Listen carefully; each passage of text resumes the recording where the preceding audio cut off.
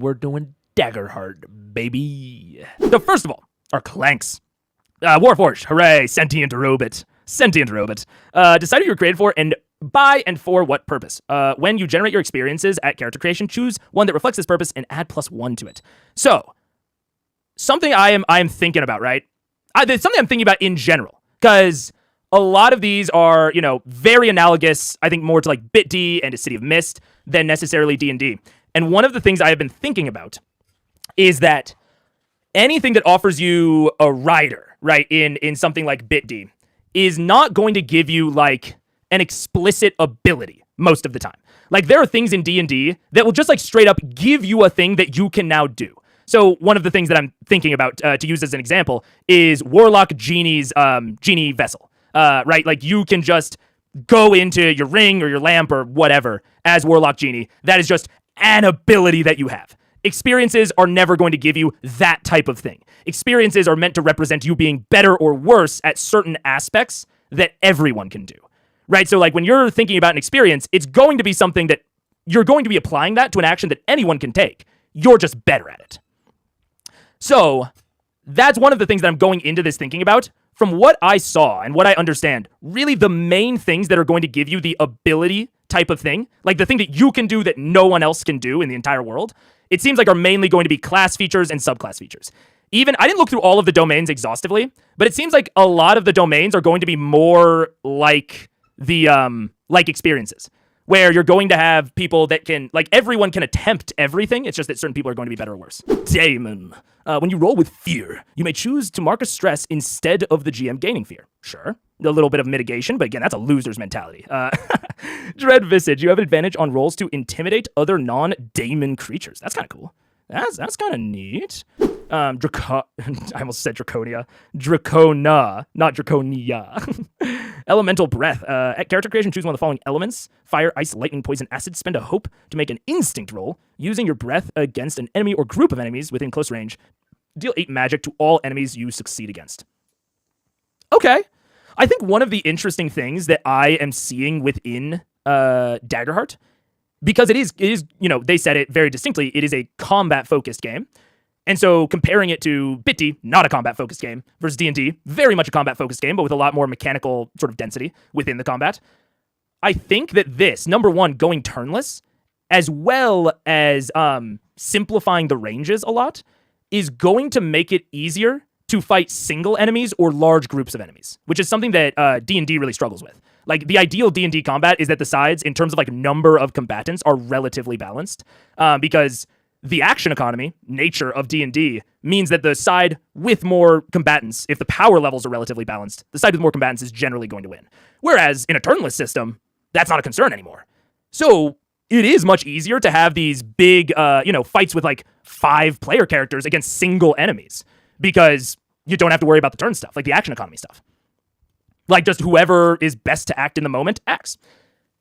And on the flip side, with the Dracona, it's like deal a D8 magic damage to all enemies you succeed against. I think it is going to be much easier to run those very heroic, the other style of, like, bunch of people fighting one enemy, very Attack on Titan, right? Very like, oh, we're all taking down this huge fucking beast, whatever. And then on the other side of it, where I think one of the things that D&D can struggle with, and they've, introduced some rules over the years to try and make up for it, like the minion rule, which I do love, is fighting a ton of enemies. So having like a single PC take out a whole crowd of enemies, very difficult to achieve well in D&D. Much simpler in this. Much simpler in this, especially with the aspect of it being turnless and like you not needing individual enemies. It's much easier to like lump enemies together at certain times, to only move some of them at certain times, like much simpler. And I think that, running same amounts of enemies is going to be just as easy. Like the number of combatants is just not going to matter nearly as much. So I think I'm, in that sense, going to be much more attracted to both AoE and single target stuff, instead of more like multi-attack type shit. Let's see. Dwarf. Increased fortitude. When you should take physical damage, you may spend 3 hope to only take half the damage instead. That would stack with resistance. So that's not bad. I mean, huge hope cost. Depending, I guess, yeah, your max hope is always 5. Unless there's something, like some upgrade I haven't seen yet. Big hope cost, but also, this one of the really interesting things about this is like the damage tiers, right? So there's much more like there's much more like control that this offers of like if you only take half damage in D&D, like that's good because ultimately like damage is the thing that kills you. But this being able to selectively use this to lower yourself a tier could be even better than just like straight up, negating it. Celestial Trance, of course, elves have to not sleep. What is it? During a long rest, as one of your actions, you may choose to drop into a celestial trance. When you do, roll a number of d8 equal to the stress you have marked and clear all stress. If any of these dice have a matching value, also clear all HP. What the fuck? Yeah, we do not need more stress clearing mechanics. Fuck off. Oh my god, that's so fucking generous. They just have the chance to completely reset. To be fair, I'm not certain of the economy on this, right? I'm not certain of the economy. It could be easy for other people to clear stress as well, but that's fucking crazy. That is just entirely reset. I guess it depends on how many actions you have. So I'll have to see later. This is one of the incentives taking stress because the more ones you have when going to rest, the more chances to wipe HP. Yeah, that's a huge incentive to take on more stress and to actively not clear it. Fairy, mark stress to take flight until you next roll with fear. While flying, your evasion score increases by 2. That's kind of interesting. It's kind of this, although, ooh, I don't know how I feel about that because on one hand, I like it because it's like this weird like gamble on how long you're going to be airborne, but also it's disincentivizing rolling because you get to fly until you roll fear. So just don't roll. Just avoid, like, we talked earlier about like encouraging inaction. To me, this very much encourages inaction. This encourages you to take less risks. So I don't know about that one. That's the first one where I'm like, ooh, I don't know about that. Interesting. Once per session, after you or an ally in close range makes an action roll, you can mark a stress to allow a reroll of the duality. Ooh, that's a good one. That's a very good one. Fawn. It's very similar to like halfling luck, but give the GM 1 fear to headbutt an enemy you move into melee with. Hell yeah. The target melee takes d8 direct physical damage and can't be targeted again by this attack during the fight. That sounds good. I only have the PC damage ranges or damage thresholds to work with because I haven't like really looked at the adversaries yet. But that seems decent. Seems like a good way to potentially, because direct damage means that there's no damage mitigation from armor. So that seems pretty decent. It seems like a way to like really quickly give them like 1 damage. Whenever you would mark a stress, roll a d6. On a 6, you take no stress. That's fucking crazy. That's a 1 in 6 to just sometimes take no stress. Furbolgs are having it good. All right. Yeah. Always connected. To speak with another fungrail across distances to access their hive mind of information, make an instinct roll. Like character creation, describe what ritual you must perform to tap into this connection. That's so cool. So this is, when I was talking earlier about like when I was making the analogy to the Warlock Genie in D&D, this is the sort of thing I'm talking about. Where I have a feeling that most domains are not going to give this type of ability. Which is maybe not exactly what you're wanting. Like a lot of D&D classes give this sort of ability, and a lot of D&D subclasses, right, throughout their thing. I have a feeling that this sort of ability is not going to be within your domains. It's either going to be your Ancestry, which like, these Ancestries haven't really done that, like Dread Visage a little bit, but even that is just advantage, right? These are all just interacting with like the base mechanics, right?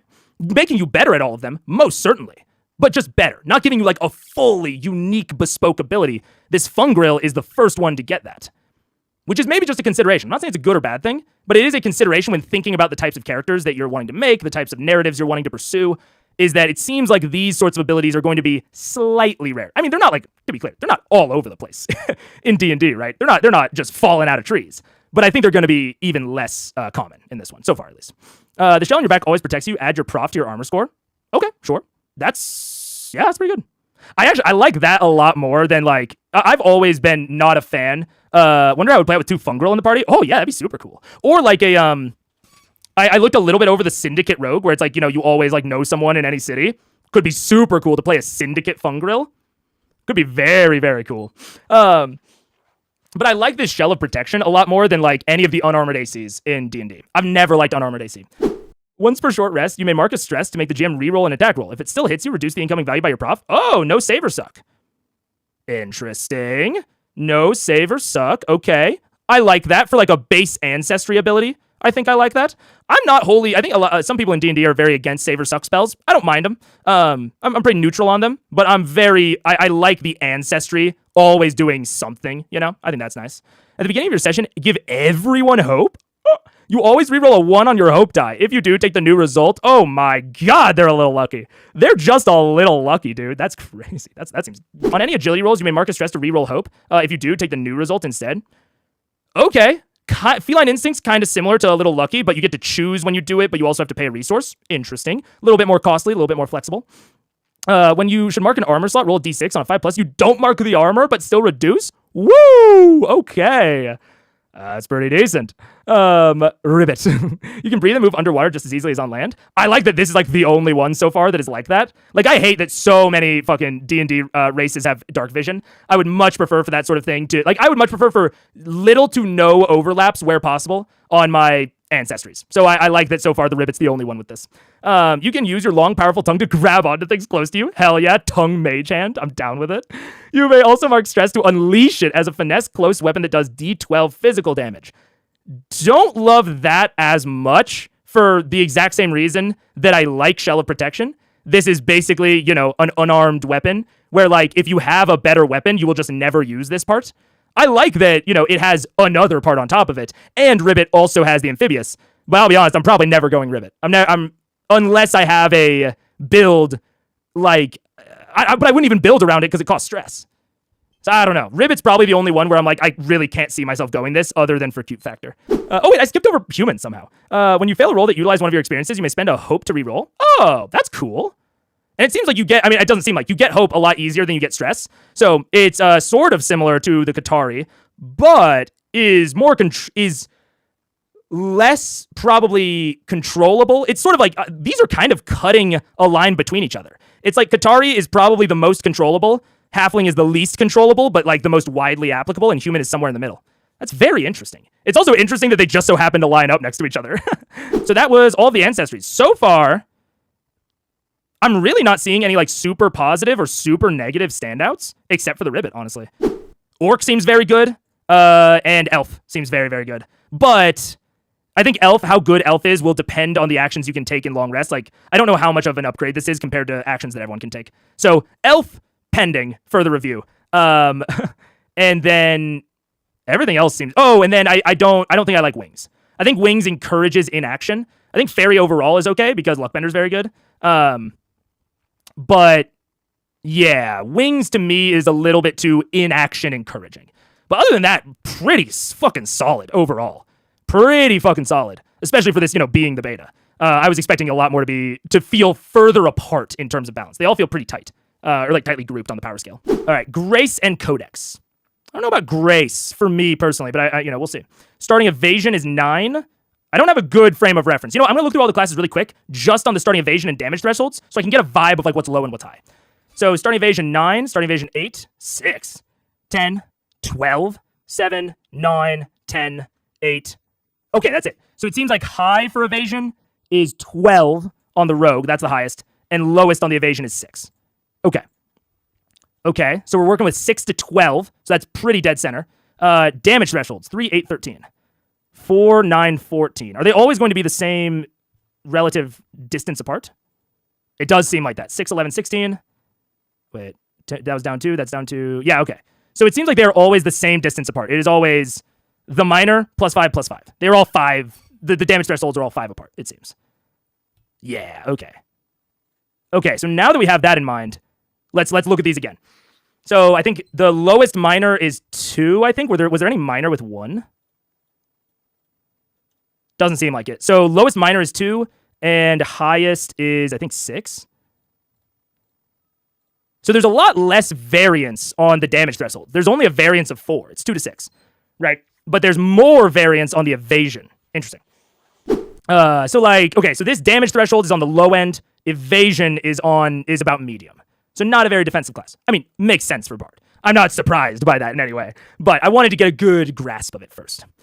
At the beginning, place a d6 with the lowest number facing up. When anyone in your party rolls with fear, turn the rally die to increase its value by 1. When you would increase the value above 6, remove the die to describe how you rally the party and give every character who listens a 1d6 rally. They can spend this die to roll it and add it to the result of any action roll, reaction, or damage. I wonder, can they apply that to the roll with fear? I'm kind of assuming not. If your rally die hasn't finished, it's this countdown by the end of session. Distribute the current value shown on this die as hope, splitting it any way you choose and remove. Whoa.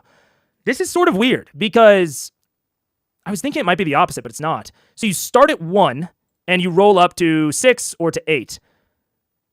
If there's 5 fear rolled in a session, you get to proc this rally 5 times, and you get to give everyone 5 hope total amongst the entire party. Right, best case scenario.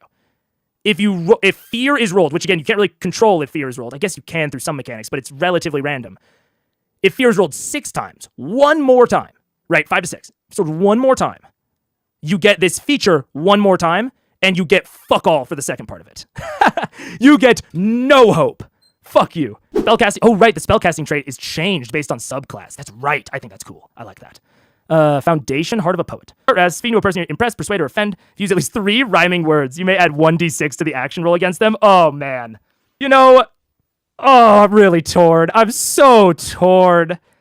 Because, like, that's fun. That's really fun. That's really fun.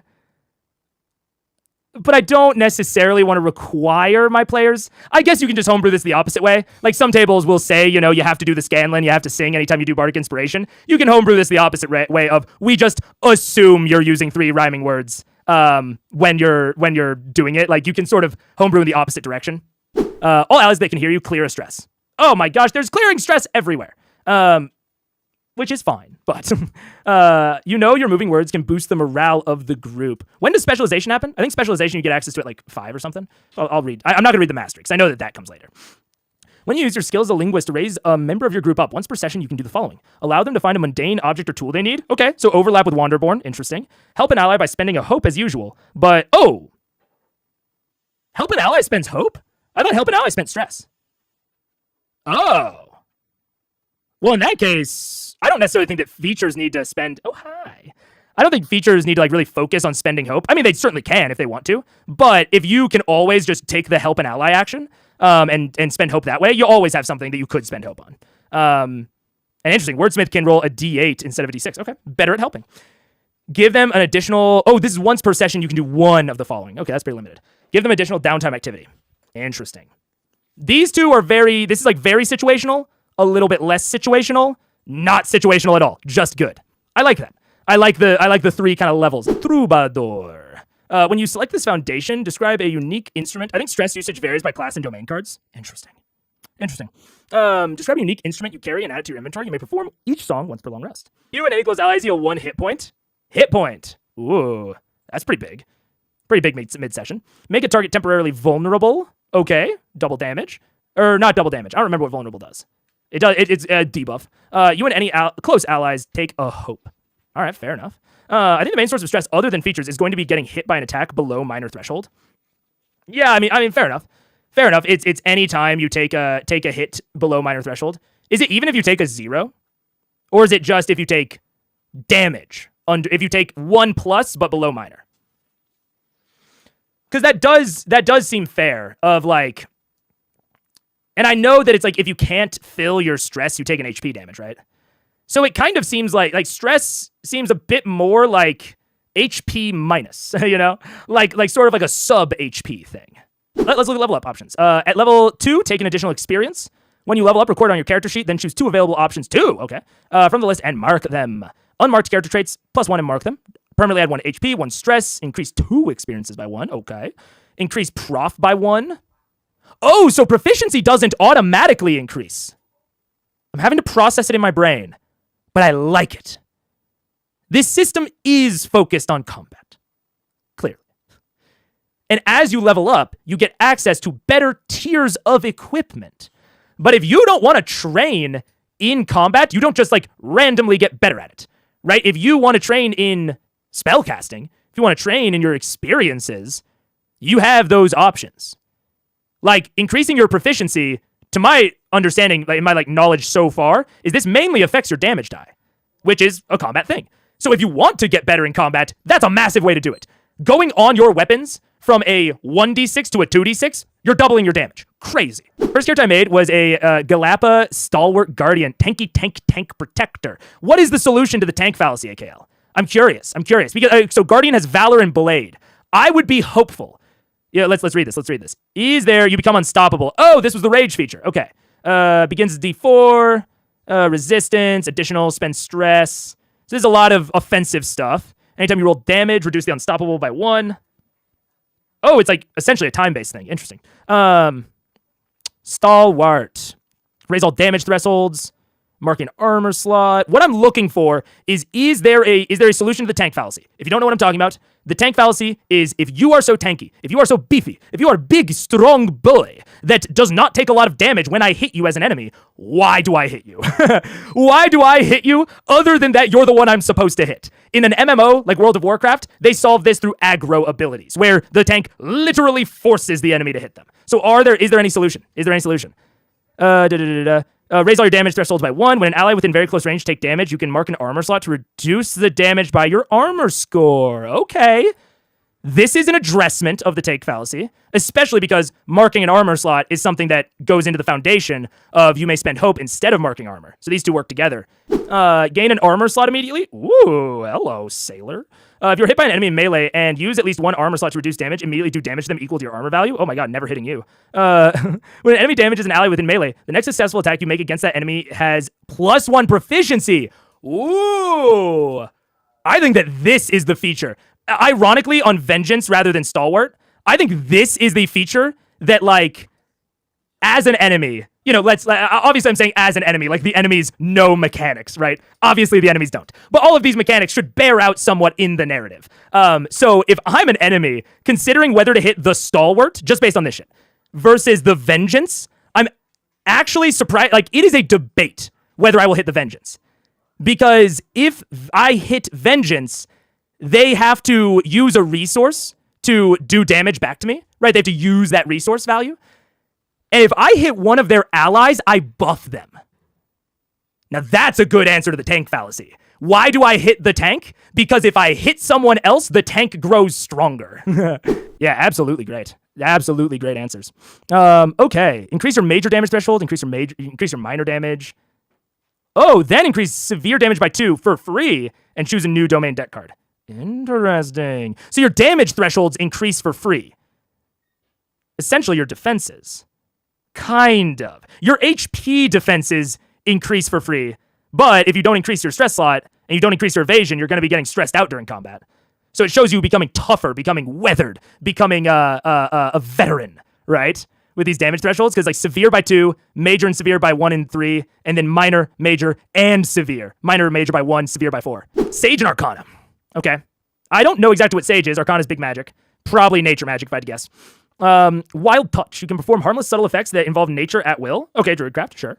Beast Form. Wild Shape. Mark of Stress. Ah, I like it. I like it. Turning stress into the class resource rather than, having like an amount of charges or using proficiency. It is interesting because the Bard doesn't have to use a stress for fuck all. They just get free shit. So the Druid has a little bit more, again, a little bit more control. Some of these classes, you're trading cost for control. They have more control over when they're going to go into their beast form, but they have to spend a common resource to do that. And not only a common resource, a resource that could be taken away from them. Sort of, I mean, when you look at it at like on a purely mechanical level, if you have, I think this may be a way to think about it, is any feature that involves using stress is very, very minor bloodbending. Not bloodbending, blood magic, right? Very minor, because a stress is essentially a build-up to using HP, you know? Everyone's kind of a blood mage, yeah, a little bit. Transform into a magical creature, okay? Equal to your level of or lower from the available options. You lose the use of abilities, weapons, armor, and domain cards. But gain the features and trait bonuses of the creature. You can drop out of this form at any time. Let me see it. So this is actually sort of similar to what 1D&D put out and proposed for Druid Wild Shape. I don't like it. Like, this is better because there are more.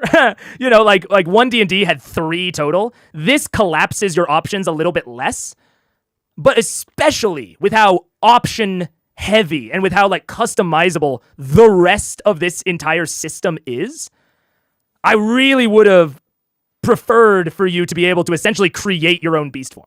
Oh wait, I didn't read the subclasses. Warden of the Elements, spellcasting trait Instinct. What's the different spellcasting? Oh, they're both Instinct.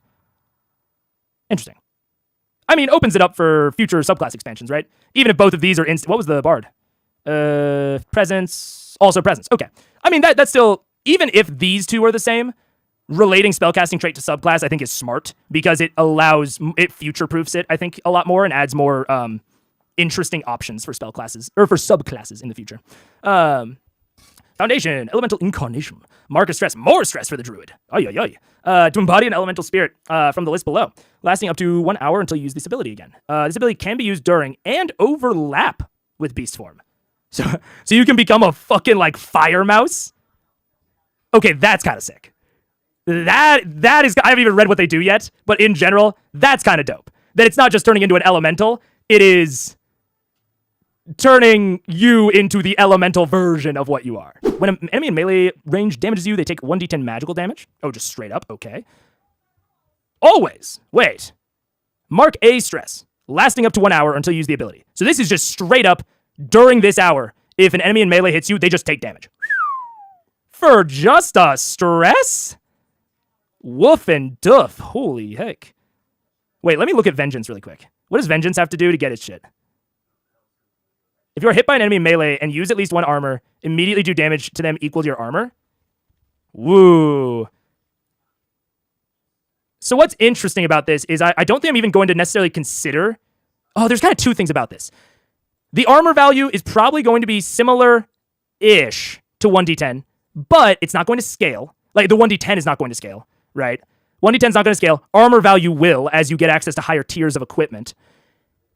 And this is essentially a value proposition that one stress is significantly more valuable than an armor, right? Because this is 1-to-1. 1 armor slot, do damage to your armor value.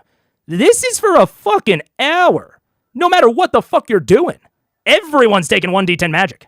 2 to your armor score. When you deal damage to an enemy in melee, all other very close enemies mark stress. Whoa. Interesting. You can hover 2 feet up, gaining advantage on agility rolls. Solid. Solid. And then specialization. Give the area within a close range of you an effect from the list. Oh, it's a storm. Not storm barbarian. What the fuck is this? Totem barbarian? No. Is it storm? I think it's storm barbarian. That's like this.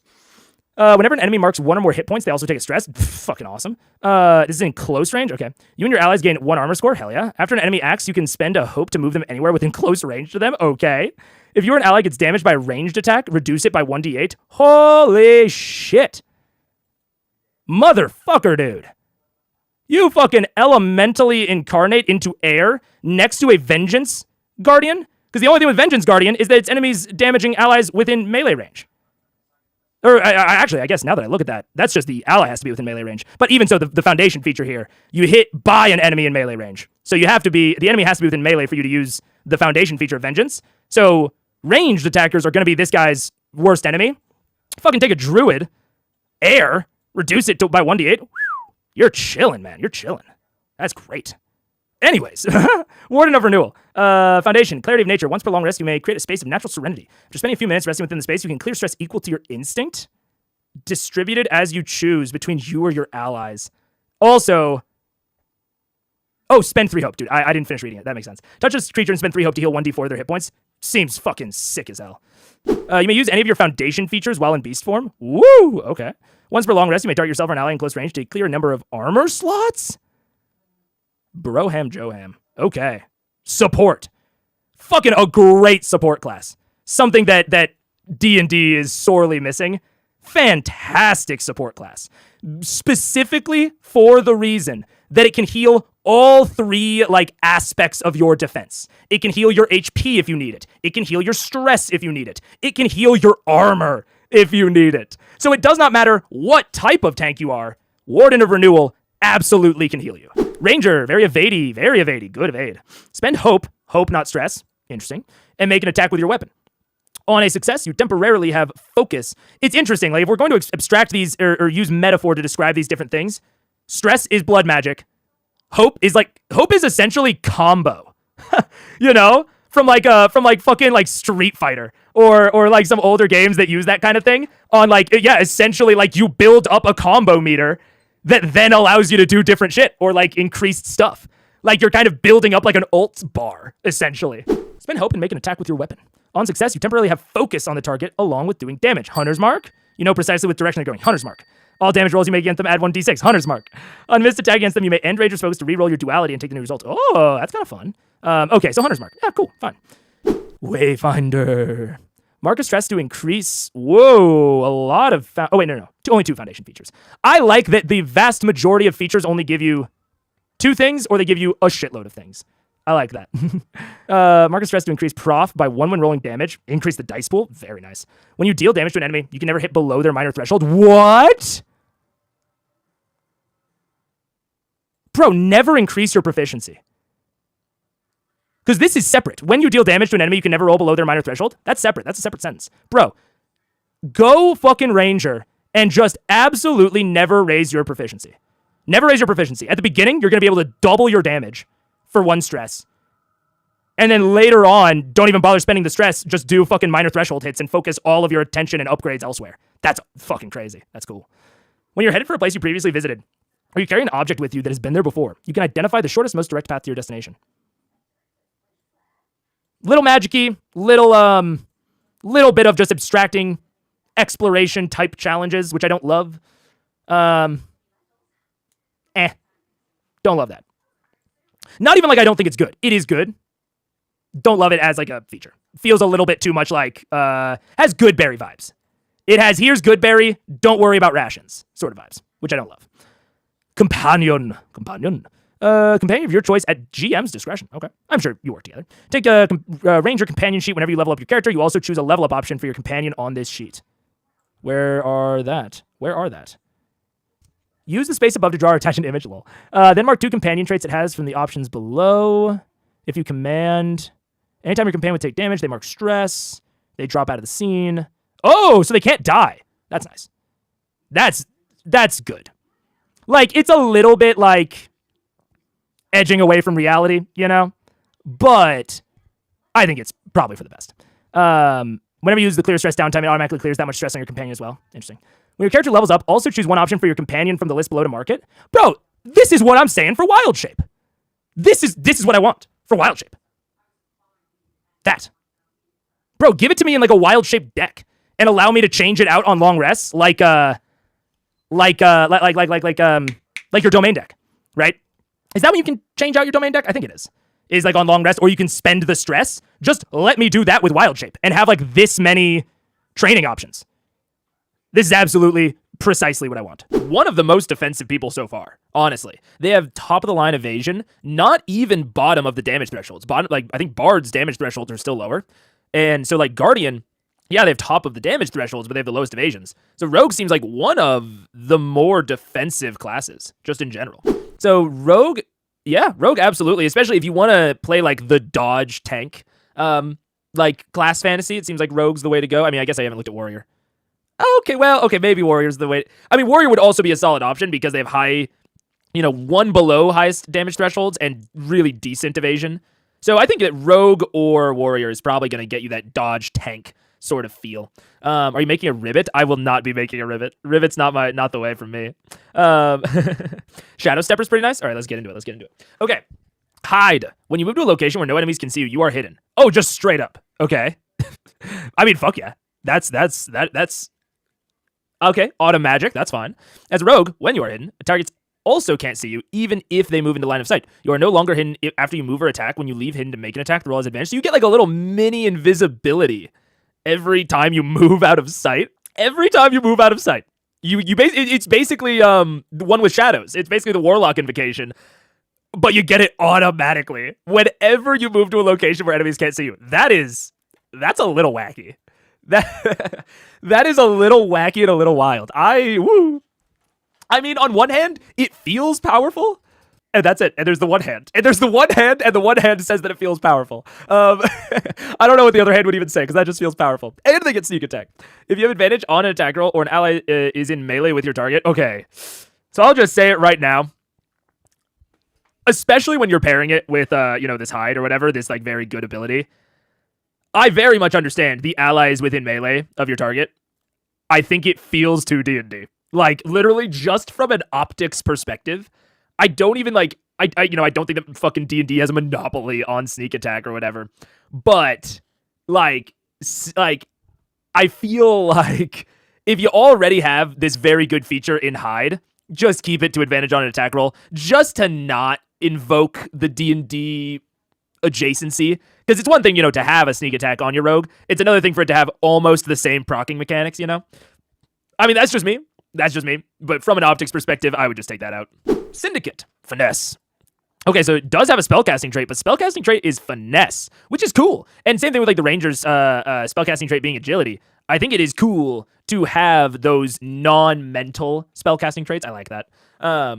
When you arrive in a heavily populated town or city, you know somebody that calls this place home. Give them a name, note how you think they could be useful, and choose one from the list below. They owe me a favor, but they'll be hard to find. They're going to ask for something. They're always in a great deal of trouble. We used to be together. It's a long story.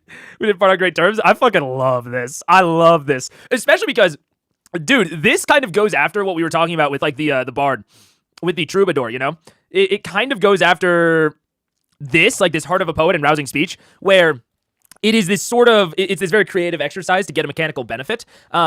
But we were talking about how, like, oh man, like, Shire players may not, want to give a fucking statement with 3 rhyming words, or they might not want to give a heartfelt or inspiring speech. And so I said, we could abstract that within the fiction and just say that they do it.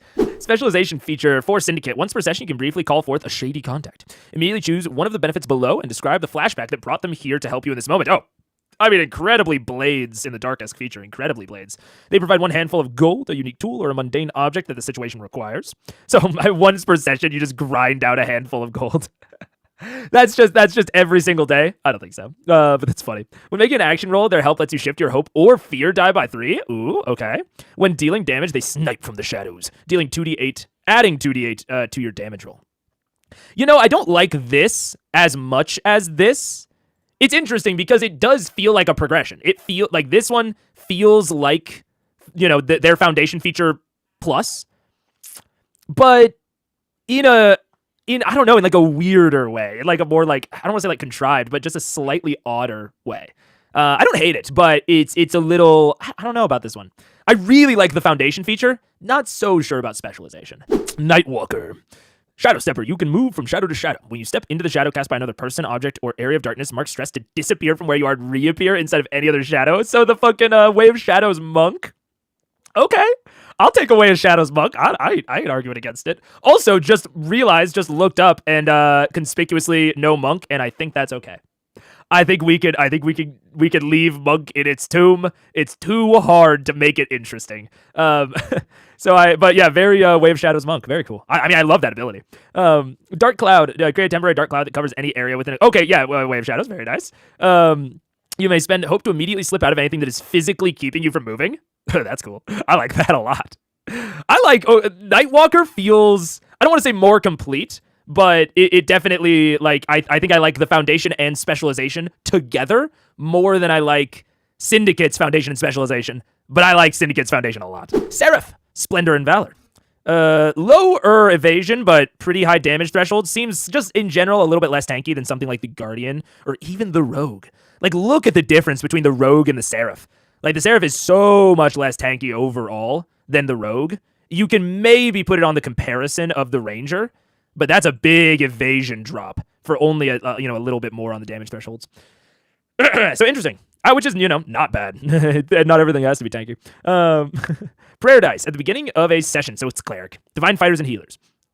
At the beginning of session, roll a number of D4 dice equal to your spellcasting trait, which is going to be at the start of the game, probably 2, and store them to the right. You can exhaust them at any time to use their value in reducing incoming damage, adding to a roll result, or exchange for that many hope. Whoa. It's basically Portent. It's essentially the fucking Portent from Divination Wizard. I think this works better as being additive. It's sort of a mix of Portent and Bardic Bardic Inspiration in a good way. Like, I think that they took the best parts of both of those things, and I like it. And I feel like it works. I don't know about the name, but I feel like it works with what they're going for this class. It's a little bit more, like, supportive. Winged Sentinel. You may spend a hope to take flight until your next roll with fear. I mean, at least it's, you know, it's not always. While flying, do an additional 1d8 to any weapon attack you make. You may spend an additional hope to pick up and carry another creature that is approximately your size or smaller. How long? Oh, until your next roll with fear.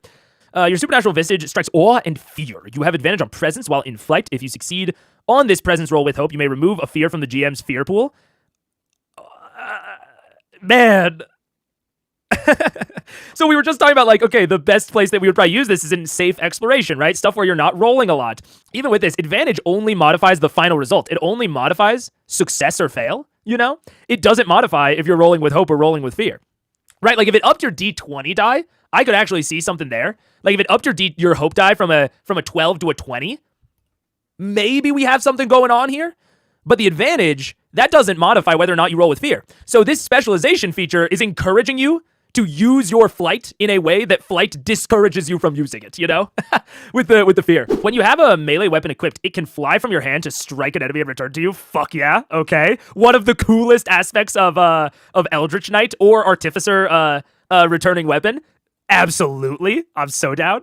Treat it as though it is a weapon with close range. Mark a stress to also apply this attack to another target in range. Oh man, that's delightful. That's just good old-fashioned fun right there. Once per long rest, you can touch a creature and heal 2 hit points or 2 stress. Fuck yeah, just free healing. Love it. And I mean, let's talk about healing more. One of the problems with like, you know, the healing fallacy or whatever within D&D, right, is going down, which I have not read the going down mechanics, but I've heard they're pretty decent. But it's also that anytime you would be using healing to heal someone in 5e, you are using a spell most of the time, or using some resource, because D&D doesn't really have a lot of, like, you know, once per long rest type abilities. And so it's always like, why would you use that resource to heal rather than do damage? Why am I using Cure Wounds or Healing Word rather than you know, Guiding Bolt, you know, or Inflict Wounds? So I think that just, like, you know, divorcing it from any sort of resource pool and just saying, hey, once per long rest, you just get a heal. I think that's how you do a healing mechanic, honestly. Because I think otherwise it's going to be too at tension with other things that you could use that resource pool for. All right, Sorcerer. Arcana and Midnight? Midnight's the rogue domain, right? Ah, okay. What's Arcana? Is Arcana Bard? No, they're Grace and Codex. What else is Arcana? Wizard? No, they're Codex and Splendor. Who else is Arcana? Druid. Huh. Sorcerer is Rogue and Druid cut. Low defenses. Really? Okay, same defenses as the Bard. You know what? That tracks. I'm fine with that. Interesting. Is instinctive magic. Midnight is secrecy. I see. I wonder what Druid Serif would be like, since you can choose both Divine Wielder and Warden of Renewal in the multi-class. Crazy healer, I would guess. Below is the feature that becomes available to you when you multi-class as a Serif. Do you get to choose a subclass? Because it says below is the feature that becomes available when you multi-class. I'll have to read multi-classing a little bit more. You know what? While we're thinking about it, I'm going to go read the rules for multi-classing, because I'm curious as to what you actually get from a multi-class, you know? Multi-classing. Starting at level 5, you may choose a multi-classing option when you level up. When you multi-class, you get to choose an additional class to take a domain from and gain access to a particular multi-class feature. Take the appropriate multi-class module and add it to the right side of your character sheet, and then choose a foundation card from a subclass of your choice. You're right. If that foundation card has a spellcasting trait, you can choose to use that trait when you make a spellcasting roll. So you're absolutely correct. You get one domain, you get the multi-class feature, and you get a foundation card. So you absolutely would be able to take Warden of Renewal. I don't think you would be able to eventually get the specialization. Like, I don't think you can get specialization or mastery, but you absolutely, I do think, would be able to get the foundation of Warden of Renewal. Let's see. Oh, Whispering Orb. Yes, please. Arcane Sense. You can sense the presence of magical people and objects when you're close to them. Straight up. All right. Bet. Okay. Minor Illusion. It's interesting. Minor Illusion's like a little bit, I'd say, like, slightly worse than traditional, but nothing you have to spend, you know, basically a cantrip, and you get fucking detect magic for free. Shit, man, I'm down. Also, channel raw power. Once per long rest, you place a domain card from your loadout into your vault and choose to either gain hope equal to the level of that card or add magic damage. Wait, what? Wait, when do you get to swap? I need to look this up. I'm gonna go long rest, because I haven't actually read the long rest rules. Is that when you can swap out Tend to wounds, clear stress. So, okay, wait. Remove all marked hit points. Got it. Clear stress, clear all marked stress. Dude, this is so fucking generous. I'm just going to say it. This is so generous. Repair armor. Oh, so you don't have to pay for it. You just have to pay. You have to pay a thing. Choose 2 of the options below. Prepare, describe how you're preparing, then gain a hope. And then work on a project, establish or work on a continuing project. Swap any domain card in their loadout for any in their vault, and choose 2. Interesting. So the long rest is when you can. So basically, you are removing one of your features from your loadout to gain a bunch of to gain a thing, like channel raw power. Fascinating. Subclass primal or elemental, instinct and instinct makes perfect sense for the for the sorcerer. I absolutely feel that. The primal origin. Your primal origin allows you to modify the essence of magic itself. When you cast a spell or use a weapon that deals magic damage, you may mark a stress to do any of the following. Extend its reach, add +2, re-roll, or hit an additional target within range of the spell. Love it. Love it. I mean, it's meta magic. Yeah, cool. Very neat. Very cool. I like it. And then the specialization is you can enhance the magical properties of others within your essence. When you help an ally on a spellcast roll, the advantage die you roll is 1d8. After you help them make their spellcast roll once per long rest, you can swap the values of their duality die. Interesting. How many spellcasters are there? Bards are spellcasters, druids are spellcasters, guardians are not, rangers are, rogues are, serifs are, warriors are not, and wizards are. So it is more likely than not. Because the only thing I was looking at there is I was like, well, if you have an all-martial party, this basically never gets used. But only 2 of the classes are non-casters, so most likely this is going to get used. And it's specialization, so by that point, you'll very well know if it would get used or not, you know? Elemental foundation feature. Choose 1. Water, fire, air, lightning, earth. Feels like an unnecessary addition. Just to nitpick a little bit, like I get it, but also like a lot of times lightning is either abstracted into fire or air, so it just feels like the odd duck in the camp. You can channel this element into unique, harmless effects. Nice. You may also spend a hope to describe how your control over this element helps a current action you're attempting, and either add +2 to the action roll before making it, or +3 to the damage. I mean, it's very experience. Like it reminds me a lot of the experiences, you know, but. Like, this feels like, obviously people have rightly critiqued that Way of the 4 Elements Monk sucks. This feels like a way to do bending within this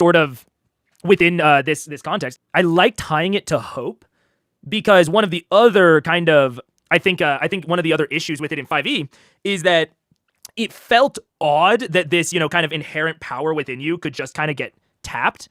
Like, I think that tying it to key always felt just a tiny bit odd, you know? And tying it to hope, because even within this, you could tie it to hope or stress, but hope is coming back all the time. So, like, sometimes, yeah, you can't make your fucking bending work because the situation is desperate and, you know, you don't know, like, you're totally spent, but then you get that little bit of hope and you can, like, you know, fucking, like, dig deep inside yourself and make your bending work again. You can call forth your chosen element to protect you from harm. When you are attacked, you may spend a stress to describe how your element is channeled to defend you. Yeah, bet. Okay, sure. Warrior. Battle strategist. Whenever you make a roll to physically hinder a creature that isn't a weapon attack, a shove, a trip, a grapple, etc., you may spend a hope to have advantage. On a success, you can choose to deal 1d8 physical damage to the target. Oh, that's cool. That's very cool. Giving them guaranteed physical damage and being able to spend hope to have advantage really encourages more creative maneuvering during battle for the warrior. Very evocative, very cool. I like that. Ignore burden when equipping weapons. I don't know what that means, but I can assume. And you may place primary weapons in your secondary weapon slot. Ooh, a little bit of a dual wielder action. All right. Always add additional physical damage equal to the value of your level when you attack. Wow. Okay, little DPS bags. Understood. Interesting. So it is, you're better at attacking, and also when you're not attacking, you're still good. Okay, they're combat, which makes sense. They're the warrior. Let's see what the subclasses are, because I would like to see a subclass that is maybe not entirely combat focused, or not the entire subclass has to be, but a non-combat focused feature. Call of the Slayer. On a roll with hope, you may choose to place a single d6 on this card instead of taking a hope. You can store a number of d6 equal to your proficiency and can pick up any number of these dice. Is this offensive? It might be. And roll them when making an attack or damage roll to add their value to your total. Discard any you use this way. At the end of a session, clear any remaining dice on this card and gain that many hope. Oh, whoa! Okay, one of the things that I do like about this system that seems to be a generalized philosophy for this system is not wasting shit. Like, not wasting shit. Because it is, instead of taking hope, you can put a d6. But if you get to the end of the session and you haven't used your dice, you just gain hope instead. Like, that is delightful. You can wield multiple weapons with dangerous ease. When you make a successful weapon attack, you may spend a hope to add 1 weapon damage die from your secondary weapon to the damage. But when you roll your Slayer dice, you can reroll any ones, taking the new results. Very cool. I love that. I love, this is like my ideal of like a specialization feature building on a foundation, of like taking this foundation feature and like allowing you to reroll ones. I think that's a very cool way of like the foundation and specialty and mastery features building on each other. When you fail a roll with fear, you gain hope. Oh my god, okay. Call of the Brave is, this is sick. When you fail a roll with fear, it is specifically when you fail a roll with fear, right? So there is still a circumstance where you succeed with fear, where you don't get a hope. But in general now, if you, oh wait, no. If you fail with fear, no, it would be if you succeed, yeah, if you succeed with fear. If you succeed with fear, then you gain a hope. That is very, very cool. No, sorry. I'm getting all confused. There are five basically roll states, right? There are crits, there's succeeding with hope, there's failing with hope, then there's succeeding with fear or succeeding with hope. So this means that on 4 out of the 5, you are gaining a hope. That's cool. Once per long rest, before you attempt something incredibly dangerous or face off against a foe who clearly outmatches you, describe what ritual you perform or preparation you make to clear 2 stress and gain 2 hope. That is a little, I mean, it's once per long rest. It's a little vague of like, you know, describing a ritual that you perform, you know, or preparation you make. I mean, I absolutely get what they're going for, but it's a little like, I'm picturing like me facing off against a Minotaur as Call of the Brave, and I'm like sitting there like oiling my weapon while it's like yelling at me, you know? You are vigilant in the face of mounting danger. When you have 2 HP available or less, your hope die becomes a 1d20. Very solid. I mean, you know, as we've talked about, the hope die becoming a 1d20 is kind of weird because it modifies the math in a very odd way. Because a crit success, this makes you less likely to crit. And so for certain DC levels of like, right, this raises your average roll value from a 2d12 would be 6.5 times 2, so that's 13. And this raises it to 10.5, 17. So it raises it from a 13 to a 17. So this is generally going to make you much more likely to roll with hope, and it's going to raise your average result value by 4. But it is also making you less likely to crit. So at a certain point, for like a certain DC level, this is actually a nerf? Well, it's not necessarily a nerf, but it's making it less likely for you to succeed while making it more likely for you to roll with hope. It's a very odd interaction. I don't know ultimately how much I love the increasing it to 1d20, only because of that like weird odd interaction. You know what I'm saying? Wizard. Prestidigitation. You can perform harmless, subtle, magical effects at will. Examples might include changing an object's color, creating a smell, lighting a candle, floating something small, illuminating a room, repairing a small object, etc. Strange patterns.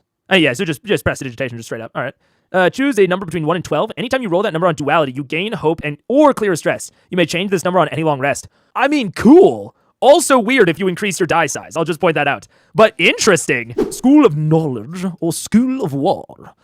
In School of Knowledge, you've gained priceless knowledge through great study. When you face off against something of great magical power, you must spend a hope to ask the GM what you know about it that could help you here. Okay, so you've got a little bit of the smart guy feature of just like, hey, spend a hope and get some lore. Fair enough. Adept, you may mark a stress instead of spending a hope to use an experience on a roll. If you do, double the experience modifier. Ooh! Okay, that is... I don't know. That's interesting. Because the experiences are I mean, going into like, you know, what we're talking about with like flexible or not flexible, the experiences are going to be one of the more flexible parts of the game. And so like giving you basically a heightened version of that is very interesting. When you take the specialization, you may change an existing experience you have, then add +1 to one of your experiences. Woo. You may reduce the recall cost of a domain card in your vault by 1 when recalling it. School of Knowledge seems incredibly flexible. Being able to recall your domain cards cheaper, do all of your experiences cheaper, better, faster, stronger, and potentially get more of a weakness on your foes. I mean, this School of Knowledge does seem incredibly flexible. School of War. You've focused your studies on the shaping of magic in both dangerous and powerful ways. Take an extra armor slot, solid. When you make an attack roll with fear, you gain an extra 1d6 magic damage. When you make a successful attack roll with fear. I don't know about that one. You can concentrate to maintain a protective barrier of magic to protect you. Protective barrier of magic to protect you. While you have at least 2 hope, you can add your spellcast trait to your evasion. Interesting. So the School of War is much more like, I'm an upfront caster. Fuck you, fuck me. If there are some Codex and Splendor ones that are like at close range, I can see this maybe playing out, but we'll see. Right now, I think School of Knowledge seems a little bit more interesting. And I don't know, like the only thing here with like these foundation specialization is that going to be enough to like, to make this not terrible? I don't know. We'll see. Thank you all for joining. I had a good time. I'm so psyched to play Daggerheart. Both GM and DM. I'm excited for both.